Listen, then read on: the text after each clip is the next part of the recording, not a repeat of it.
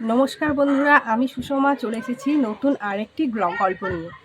তো এর আগে একটি গল্প আমি দিয়েছিলাম ফেসবুকে, আর ইউটিউবে তো এরকম অনেক গল্পই আমি দিয়ে থাকি, আর সঙ্গে তো আমি ডেইলি ব্লগে দিই। তো সেরকমই আজকে অন্যরকম একটি গল্প দেব। গল্পের নাম হলো উপযুক্ত জবাব। তো চলো গল্পটি আমি শুরু করি, আর কেমন লাগবে সেটা আমাকে লাইক আর কমেন্টের মাধ্যমে তোমরা জানাবে। গরম সিঙাড়ায় কামড় দিয়ে ছেলের মা বলল, তো আপনাদের এই দুটোই ঘর?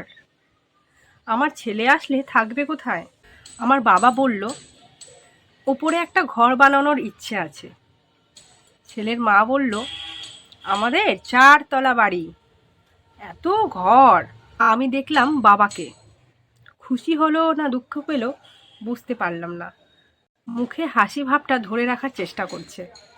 পাত্রের মা খাস্তা কচুরি মুখে দিয়েই বলতে শুরু করলো, তা আপনাদের বাথরুমটা কোমোড না ইন্ডিয়ান?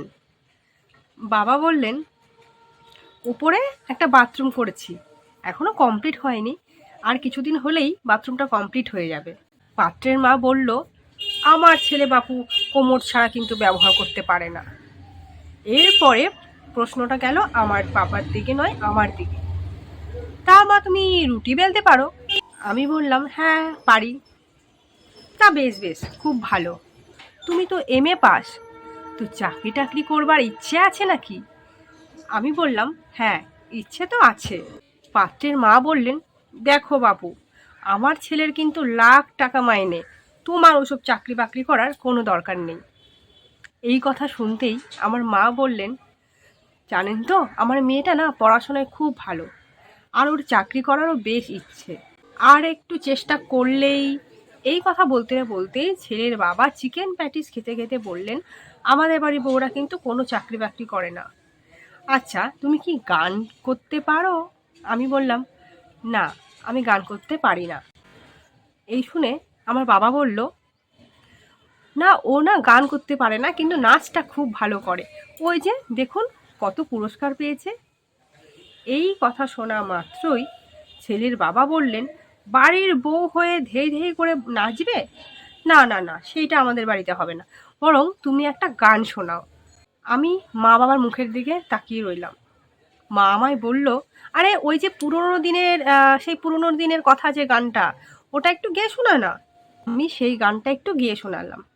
এরপরে সীতাভোগটা একটু চামচ দিয়ে মুখে দিতে দিতেই ছেলের মা বলল, আমার কিন্তু মেয়ে ভারী পছন্দ, তা বিয়েতে কি দিতে পারবেন? আমার বাবা হাত কচলাতে কচলাতে বললেন, ওই। ততক্ষণে আমি বাবাকে থামিয়ে বললাম, আচ্ছা আপনার ছেলে কি নিয়ে যেন পড়ছে? উত্তর এলো, ইঞ্জিনিয়ারিং। আমি বললাম, ও গান জানে তো? উত্তর এলো, না। আর নাচ? পাত্রের বাবা বলল, না ও নাচতেও জানে না। রুটিও নিশ্চয় করতে পারে না। ওই 4 তলা বাড়িতে শুধু কোমোড ব্যবহারই করতে জানে আপনার ছেলে? তাহলে একটা কাজ করুন, প্রতি রবিবার করে আপনার ছেলেকে আমার বাড়িতে পাঠিয়ে দেবেন, ফ্রিতে নাচ শিখিয়ে দেব, ধেই ধেই করে। এর বেশি আমরা আর কিচ্ছু দিতে পারবো না, সরি। বাবা বলল, এবার আপনারা আসুন।